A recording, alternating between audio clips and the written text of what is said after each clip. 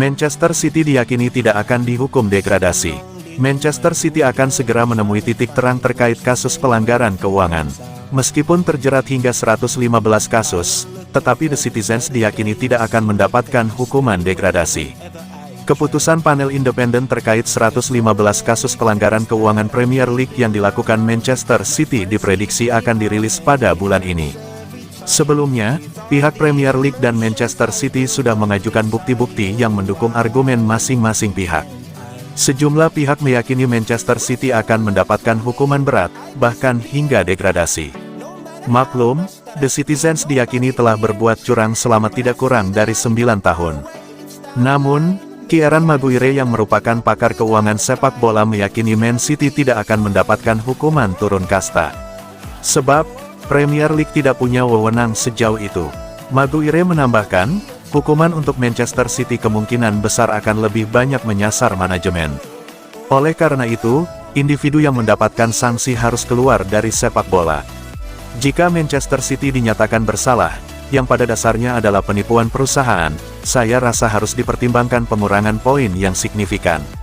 Saya tidak yakin mereka akan memberikan hukuman degradasi untuk Manchester City. Sebab, ini adalah hukuman Premier League. Mereka tidak mengendalikan EFL. Jika terbukti bersalah, saya tidak melihat bagaimana Dewan Direksi bisa bertahan lebih lama lagi. Itu bisa Anda lihat yang terjadi di Serie A dan Juventus. Jika manajemen Manchester City telah mengeluarkan pernyataan yang keliru, mereka harus diganti.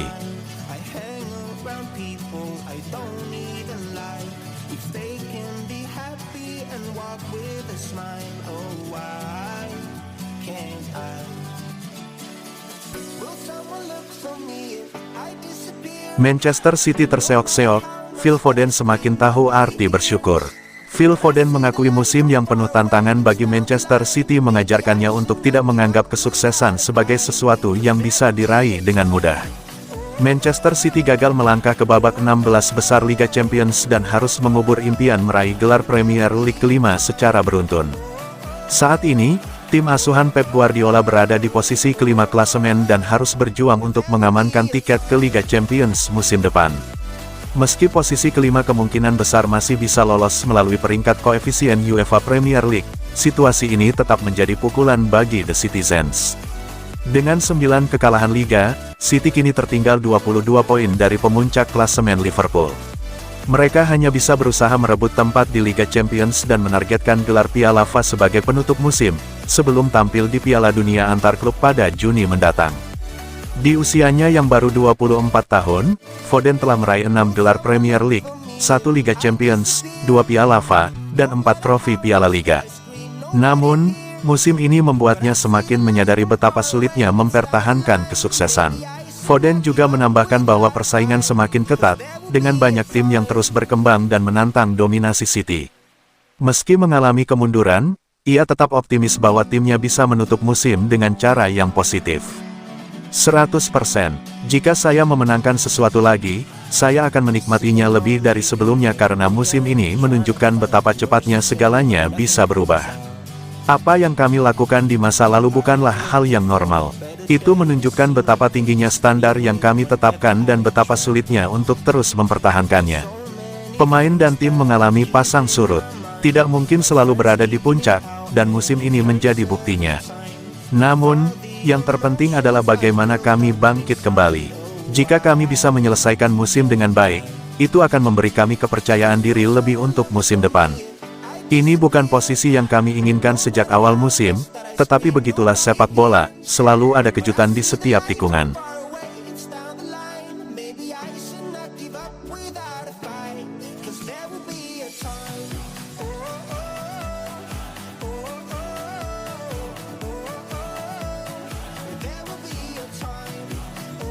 Guardiola minta maaf Grealish jarang main. Jack Grealish jarang tampak di lapangan musim ini.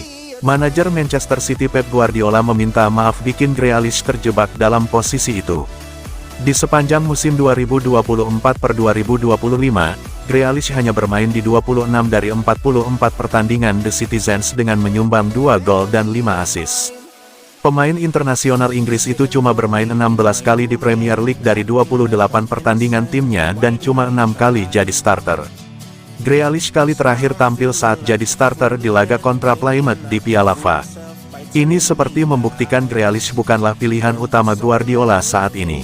Apalagi dengan kondisi City cuma bermain di dua kompetisi, Liga Inggris dan Piala FA, maka makin kecil peluang Grealish jadi starter.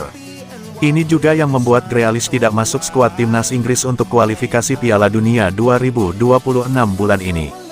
Situasi ini disebut membuat Grealish frustrasi dan tertangkap kamera sedang dugem saat masa libur pekan lalu. Guardiola pun memahami kondisi Grealish dan para pemain City lain yang sulit mendapat jam terbang. Dia cuma bisa meminta maaf kepada para pemain tersebut karena tidak bisa memenuhi keinginan mereka. Saya meminta maaf kepada para pemain yang tidak bisa bermain. Ketika kami bermain 3 kali sehari, maka mudah saja merotasi. Tapi kini saya harus memutuskan di setiap laga berdasarkan kualitas pemain. Dengar, semua manajer di dunia ini, ketika harus memilih 11 pemain, mereka harus yakin bakal menang. Saya tidak pernah melihat ada manajer yang memilih tim untuk kalah. Jika kami menang, saya benar, jika tidak, saya harusnya bisa lebih baik.